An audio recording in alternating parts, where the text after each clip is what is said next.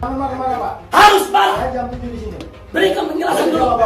Kenapa kami baru terima? Pekerjaan saya banyak, Pak. Kurang ajar kau. Ya, tolong dicatat ya kalimatnya ya. Oh ya, catat. Jadi saya jam 7 Catat, rekam. Saya sudah di sini jam 7. Rekam. Jam 7 saya setiap hari di sini. Saya jam 7 setiap hari. Saya jam 8 sudah. Agar segera dilimpahkan ke pengadilan.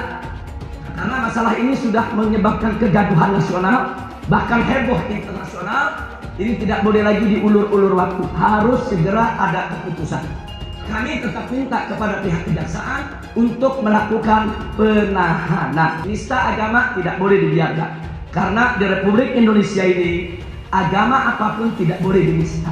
Siapapun orangnya, tidak boleh ada penistaan terhadap agama apapun. Tidak boleh ada penistaan terhadap agama Kristen, tidak boleh ada penistaan terhadap agama Katolik, tidak boleh ada penistaan terhadap agama Hindu, tidak boleh ada penistaan terhadap agama Buddha, tidak boleh ada penistaan terhadap keyakinan Konghucu, apalagi penistaan terhadap agama Islam. Saya khawatir perpecahan akan segera terjadi. Apa yang diperjuangkan oleh Habib Rizik itu tentu bertolak belakang sekarang dengan apa yang diperjuangkan oleh pemerintah dengan Pancasila. Perang ideologi yang terjadi seperti Suriah, Yaman dan lain-lain itu kan ujung-ujungnya kepada konflik bersenjata.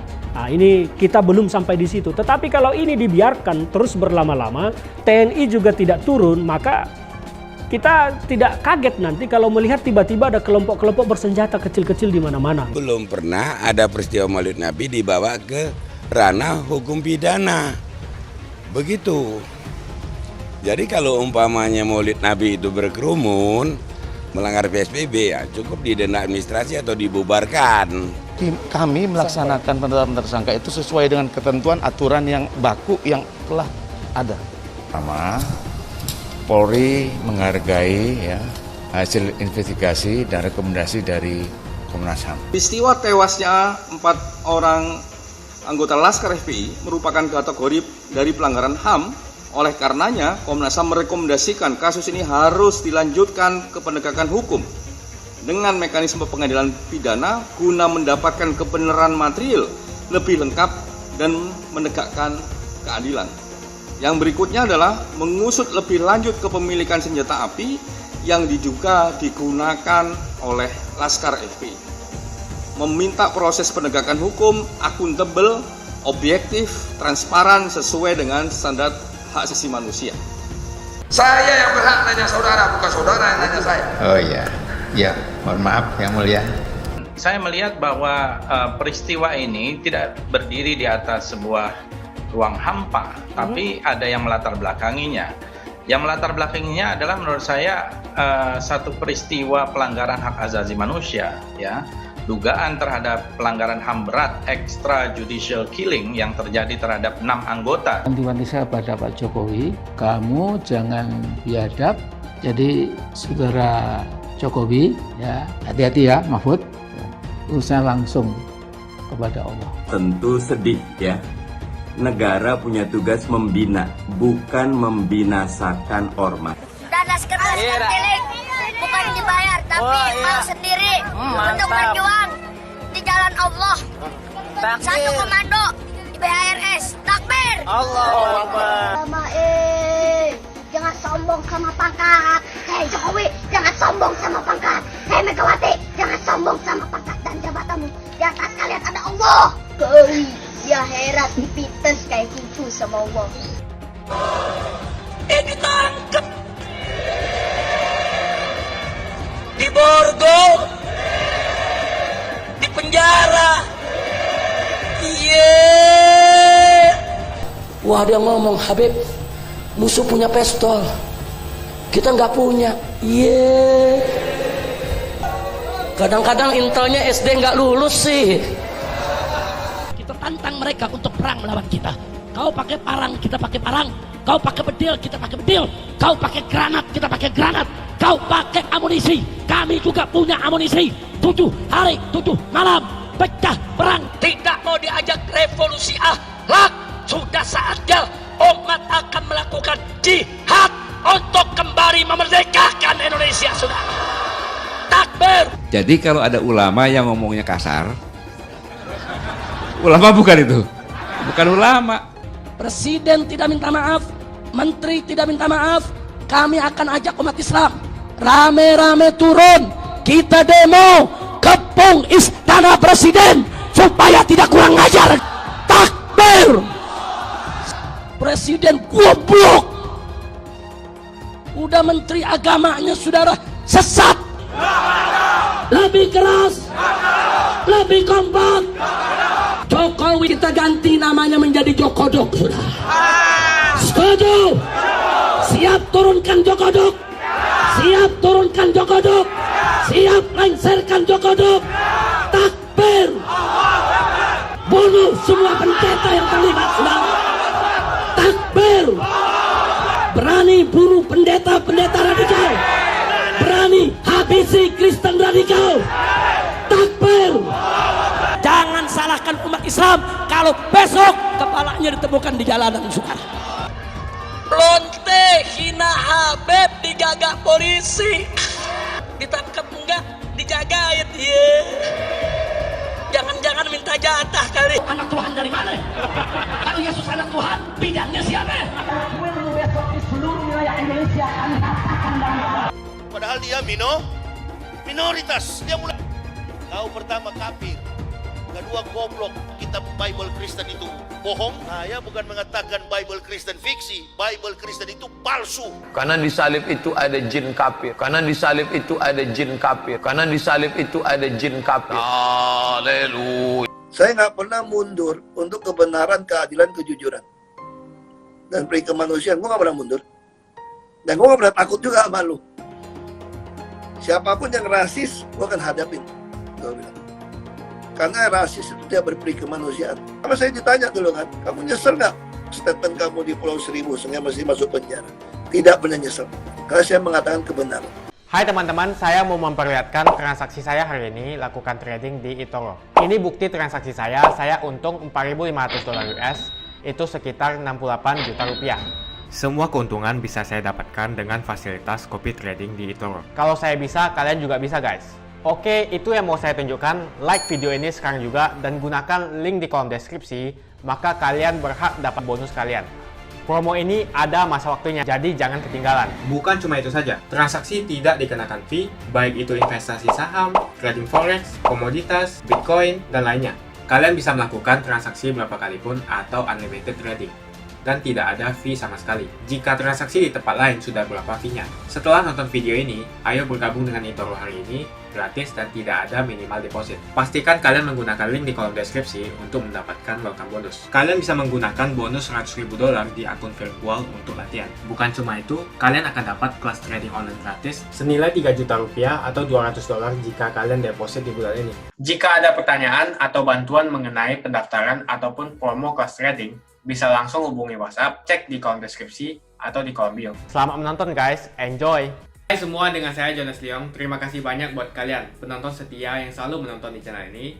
Saya secara personal sangat menghargai waktu kalian. Dan saya sudah menganggap kalian sebagai family karena kalian selalu support di channel ini.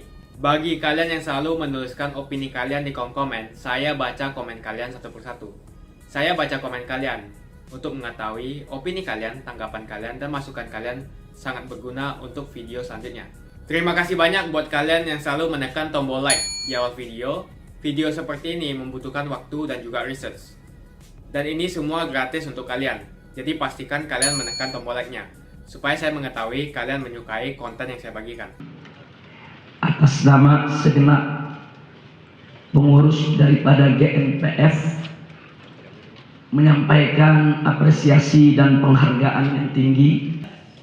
Dan akhirnya ini menjadi polemik, bahkan menjadi polemik nasional. Nah, karena itu kita berterima kasih kepada Majelis Ulama Indonesia yang telah hadir di tengah-tengah antara kami, yang kemudian mengkomunikasikan sehingga kami masing-masing pihak bisa mendengar dengan jernih argumentasi masing-masing. Jadi sebetulnya setelah dibuka komunikasi tersebut melalui beberapa dialog, kita dapatkan bahwa masing-masing pihak ini punya etikat baik. Sementara dari GNPF perlu saya singgung sedikit, sebelum saya sampaikan butir-butir kesepakatannya.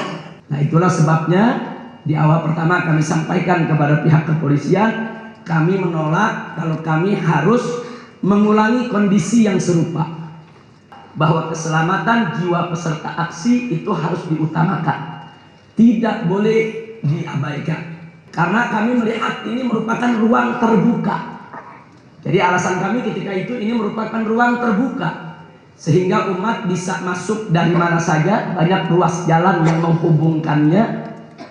Sehingga menurut kami ketika itu bahwa ini lebih aman bagi keselamatan jiwa para peserta aksi. Ditambah lagi mobilisasi kendaraan ambulan, logistik, juga aparat keamanan itu lebih mudah. Manakala ada hal-hal yang terjadi kepada peserta aksi yang membutuhkan bantuan, baik bantuan kesehatan maupun logistik, sehingga pihak kepolisian bisa memahami apa sebetulnya argumentasi kami. Jadi di sini bukan kami keras kepala atau ngotot dengan kemauan kami, tapi ada pertimbangan keamanan. Nah, setelah melalui dialog, komunikasi, diskusi yang begitu panjang, nah akhirnya kami mendapatkan kesepakatan yang cukup bagus. Sepakati beberapa kesepakatan yang perlu saya sampaikan pada kesempatan ini. Tapi sebelumnya saya sampaikan sekali lagi penghargaan kepada Majelis Ulama Indonesia yang telah menjadi jembatan, dan kami sampaikan juga penghargaan yaitu kepada Bapak Kapolri secara khusus dan umumnya kepada seluruh jajaran Polri, yaitu yang telah membuka pintu komunikasi sehingga kita mencapai kesepakatan yang insya Allah ini menjadi solusi bagi kita semua untuk persatuan dan kesatuan Negara Kesatuan Republik Indonesia, agar segera dilimpahkan ke pengadilan. Karena masalah ini sudah menyebabkan kegaduhan nasional, bahkan heboh internasional. Ini tidak boleh lagi diulur-ulur waktu, harus segera ada keputusan. Kami tetap minta kepada pihak kejaksaan untuk melakukan penahanan. Penista agama tidak boleh dibiarkan, karena di Republik Indonesia ini agama apapun tidak boleh dinista, siapapun orangnya. Tidak boleh ada penistaan terhadap agama apapun. Tidak boleh ada penistaan terhadap agama Kristen, tidak boleh ada penistaan terhadap agama Katolik, tidak boleh ada penistaan terhadap agama Hindu, tidak boleh ada penistaan terhadap agama Buddha, tidak boleh ada penistaan terhadap keyakinan Konghucu, apalagi penistaan terhadap agama Islam selaku agama mayoritas daripada penduduk Negara Kesatuan Republik. Saya mencuit waktu itu sampai rame luar biasa tentang Chaplin yang ke Arab membantu kepulangan. Saya tidak menyebut kepulangan Rizik Syihab, bawa uang sekoper, bla bla bla lah segala macam ya untuk anak emasnya segala macam seperti itu. Tetapi kan publik kemudian mengasosiasikan bahwa yang saya sebut Chaplin itu adalah Pak JK. Bahkan ini dibahas di media, di TV pun saya berapa kali diwawancara untuk ini. Saya bilang bahwa yang saya nyatakan, saya mendapat informasi dari orang-orang yang bisa saya percaya tentang sebuah peristiwa. Tetapi apakah Chaplin itu adalah JK, Bus Edan itu adalah Anies Baswedan? Kan itu menjadi rahasia saya, hak saya untuk menyimpan siapa yang saya maksud di situ. Atau jangan-jangan Chaplin benaran atau Bus Edan benaran. Hak saya, tetapi saya mencuit, saya tegaskan bahwa saya mendapat informasi dari orang-orang yang bisa saya percaya. Di luar kuasa saya tidak bisa membendung opini publik. Tetapi berkali-kali termasuk jubir beliau Pak Hussein Abdullah bertanya, apakah itu Pak JK? Ya saya selalu menjawab tidak. Tetapi saya lebih suka memilih pemerintah memberikan toleransi. Ya, memberikan toleransi, tetapi yang terjadi di luar prediksi. Saya menyebut posisi politik Pak Rizik Syihab ya, Habib Rizik Syihab saat ini, meskipun beliau sebagai seorang ulama, saya lebih melihatnya sebagai seorang politisi sekarang. Beliau punya banyak pendukung, punya banyak pasukan ya, punya banyak grassroots lah ya, dan ini tentu menjadi pertimbangan bagi pemerintah untuk mengambil sikap harus dengan sangat hati-hati. Karena apa? Kita semua tahu grassroots yang beliau miliki juga lah pendukungnya seperti FPI segala macam ini. Tetapi ya kalau disebut kecolongan, hampir kecolongan ya. Ada prediksi tetapi agak di luar prediksi. Tetapi intinya bagi saya pemerintah memberikan toleransi. Ternyata toleransi ini agak di luar prediksi lah. Ada Pak Kapolda, ada Pak Kabaharkam yang memegang pasukan, ada Pak Kapolri, tidak ada yang memberikan statement satupun. Saya berkomentar juga waktu itu, ini pada kemana semua? Harusnya ada statement bersuara atau setidaknya melakukan pengendalian. Kalau memang harus melakukan pengendalian secara keras sebetulnya bisa. Nah, itu bisa dilakukan. Saya pikir itu tadinya kebijakan yang akan diambil ternyata tidak, atau lepas semua. Jadi saya mempertanyakan waktu itu posisi Kapolda di mana, posisi Kabaharkam di mana, karena beliau bertanggung jawab untuk itu. Dan posisi Pak Kapolri pada saat itu juga tidak bersuara. Jadi sangat disayangkan. Tapi sudah terjadi ya, tinggal sekarang pemerintah melakukan evaluasi dan saya melihat kenapa jadi TNI yang berada di garis depan ya. Artinya bagi pemerintah mungkin analisa dan evaluasi bagi pemerintah ini sudah menyangkut bukan lagi soal Kamtibmas semata, tetapi sudah masuk kepada pertahanan dan keamanan, sehingga aparat TNI harus diturunkan. Kenapa begitu? Ya memang kalau kita biarkan kondisi seperti ini berlama-lama dan berlarut-larut, saya khawatir perpecahan akan segera terjadi di masyarakat kita, akan terjadi karena apalagi kalau kita dengar statement-statement Habib Rizik ya belakangan setelah kembali itu cukup keras sekali, provokatif, mengundang seteru tentunya, bahkan tidak patut ya. Kekuatan Polri itu kita ukur. Kalau kita bandingkan jumlah massa yang dimiliki oleh Habib Rizik saat ini jauh lebih besar dari tenaga Polri. Maka tentu supporting dari TNI itu sudah sangat dibutuhkan, bukan lagi dalam kategori dibutuhkan, tetapi sangat dibutuhkan. Karena kalau hanya mengandalkan Polri untuk mengondisikan ini semua, saya yakin Polri pasti kewalahan. Kita bisa hitung pasukan Brimob berapa banyak. Maka tadi saya bilang sejak awal juga bahwa ini sekarang adalah pertempuran ideologi, ya, ideologi nasionalis dengan ideologi kanan lah kita sebut ya. Sehingga kalau kehadiran TNI ini disebut berlebihan menghadapi FPI seperti mau perang, tidak juga, tetapi memang kondisinya pasti akan kondisi seperti perang karena ini menghadap-hadapkan antara massa dengan kekuatan pemerintah. Kita lihat ya apa yang mereka lakukan, bahkan naik motor lewat tol pun tidak takut, artinya ini kan memiliki rasa nekat berlebih daripada masyarakat pada umumnya. Maka kehadiran TNI pada saat ini di sini memang sangat dibutuhkan. Apa yang diperjuangkan oleh Habib Rizik itu tentu bertolak belakang sekarang dengan apa yang diperjuangkan oleh pemerintah dengan Pancasila. Kalau sudah menyangkut ideologi, artinya kehadiran tentara sudah dibutuhkan di situ. Maka inilah dasarnya kalau kita juga masuk kepada undang-undang TNI terhadap peran TNI di luar operasi perang, itu ada berbagai macam. Salah satunya ya sekarang di sini. Dan ini antara semi peperangan ya. Kalau dibilang ini hanya gerakan sipil, tidak juga. Karena sudah ada unsur untuk merubah sistem. Kita sering dengar kelompok Habib Rizik ini kan bicara tentang mengganti sistem. Bukan perang bersenjata. Ya, beda dengan negara-negara lain, kalau kita lihat perang ideologi yang terjadi seperti Suriah, Yaman dan lain-lain itu kan ujung-ujungnya kepada konflik bersenjata.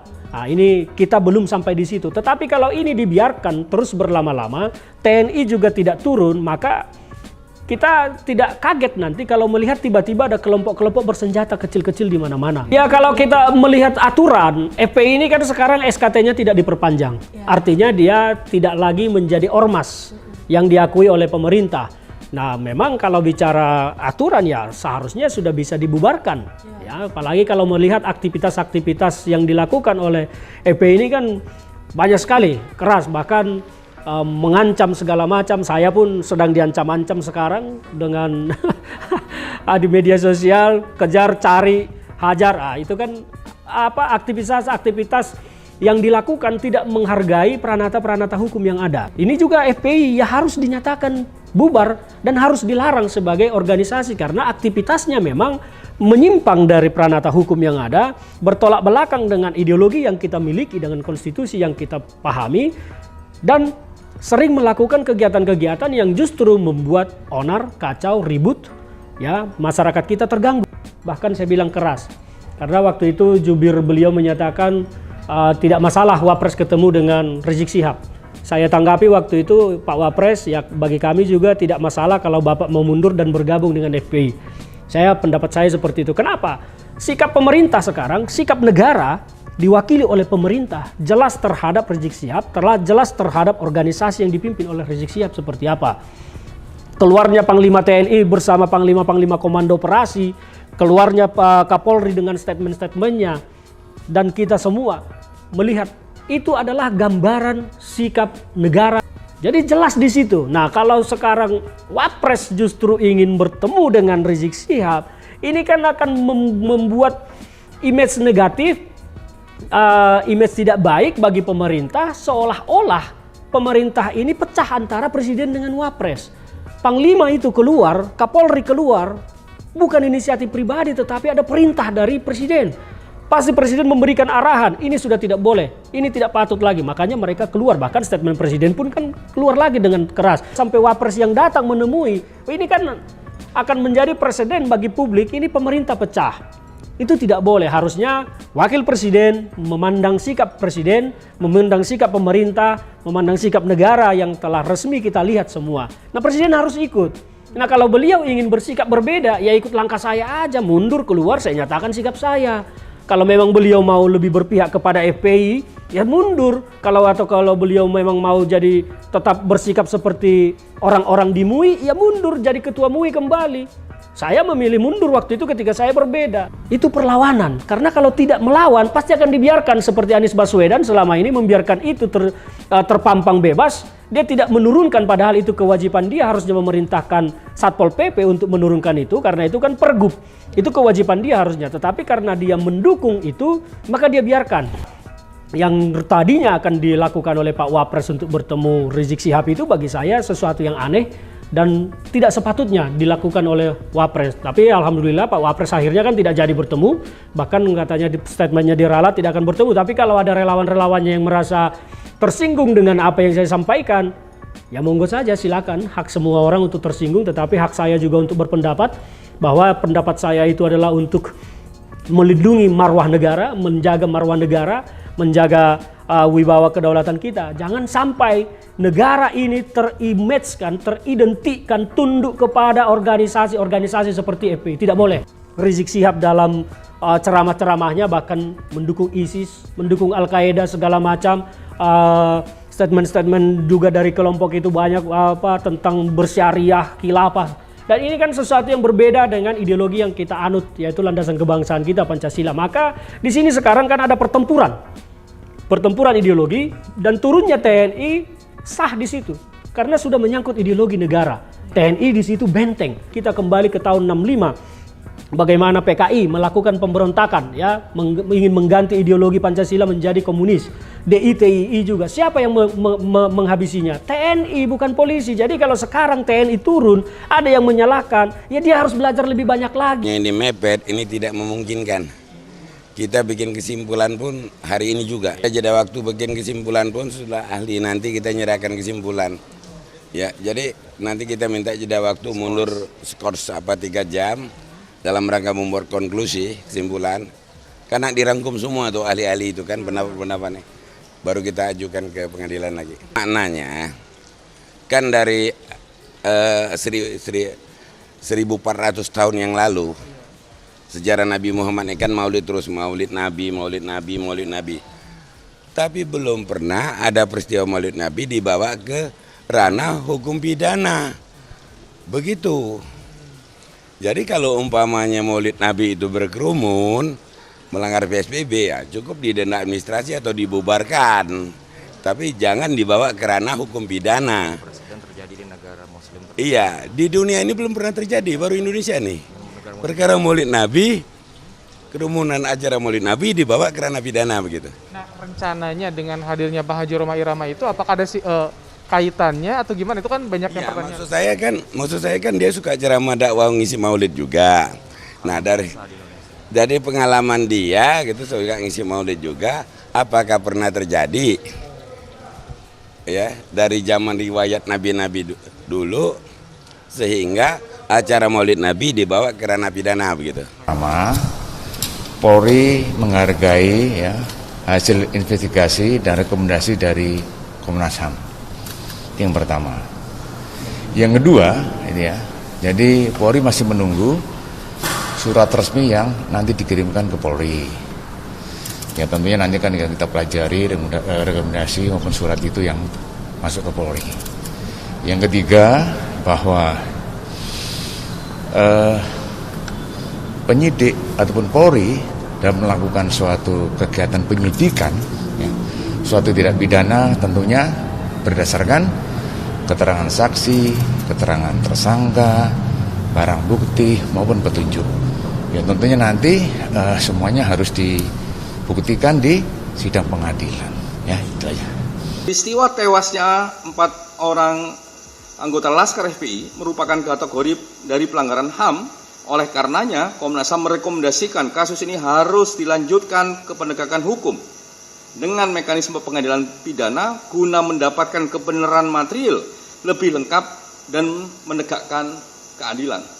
Yang berikutnya adalah mengusut lebih lanjut kepemilikan senjata api yang diduga digunakan oleh Laskar FPI. Meminta proses penegakan hukum akuntabel, objektif, transparan sesuai dengan standar hak asasi manusia.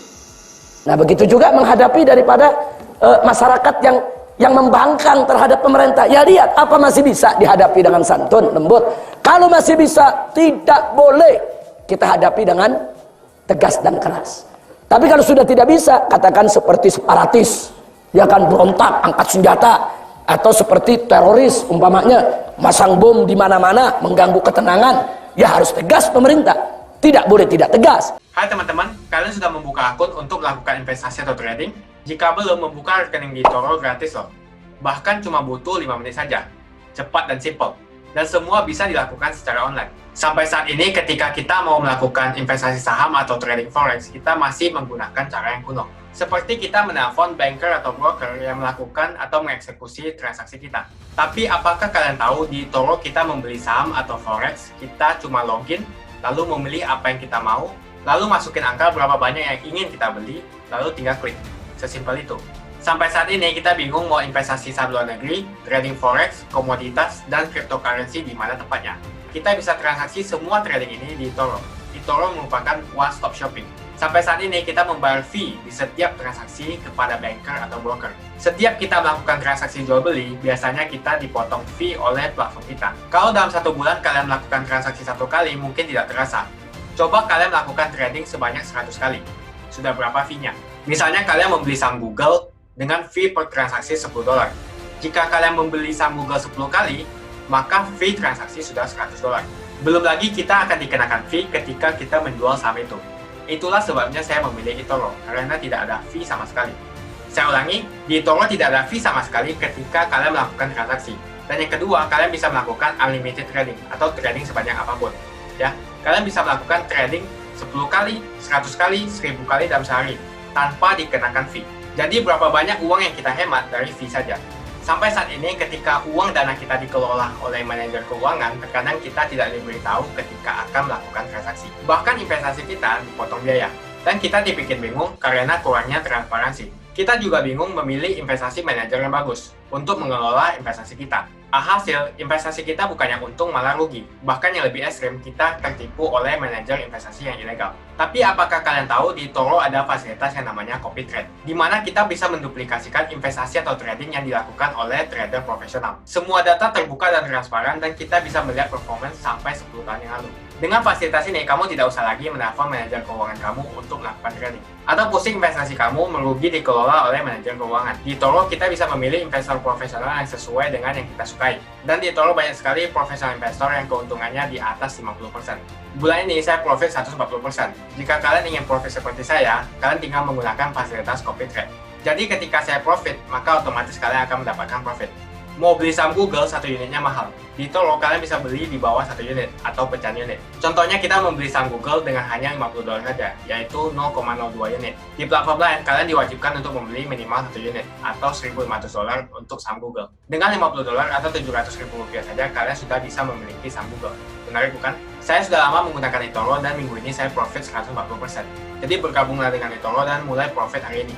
Jadi apa yang kalian tunggu? Mendingan kalian cobain sendiri aja deh. Tutorial bisa kalian cek di kolom deskripsi dan kalian harus menggunakan link di kolom deskripsi untuk mendapatkan welcome bonus. Jika tidak, maka tidak akan mendapatkan bonus. Dan gunakan bonus $100.000 di akun virtual Anda untuk mengenal lebih jauh tentang eToro atau bisa digunakan untuk latihan. Bukan cuma itu, kalian akan dapatkan kelas trading gratis yang nilainya Rp3 juta jika kalian deposit di bulan ini. Makasih banyak buat kalian yang nggak skip dan nonton video ini sampai habis. Saya secara personal sangat menghargai waktu kalian. Makasih banyak buat kalian yang sudah tekan tombol subscribe, dan makasih banyak buat kalian yang sudah tekan tombol loncengnya. Jangan lupa bagikan informasi ini ke teman atau family Anda. Mungkin teman atau family Anda membutuhkan investasi ini. Oke guys, sekian dulu dari saya. Jangan lupa follow Instagram saya di @johannesleongofficial untuk kata-kata motivasi setiap harinya. Bagi kalian yang termotivasi nonton video ini, ayo like video ini dan subscribe di channel ini.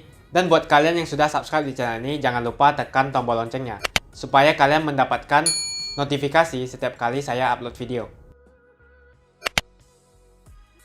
Hai teman-teman, terima kasih banyak buat kalian yang sudah menekan tombol join atau sudah bergabung di channel YouTube Jonas Leong. Ini adalah salah satu fitur dari YouTube di mana kalian bisa mensupport channel Jonas Leong untuk lebih semangat membuat konten-konten lainnya. Apa kelebihan ketika kalian join membernya Jonas Leong? Yang pertama, kalian akan mendapatkan badge atau tanda khusus untuk kalian semua, seperti ini.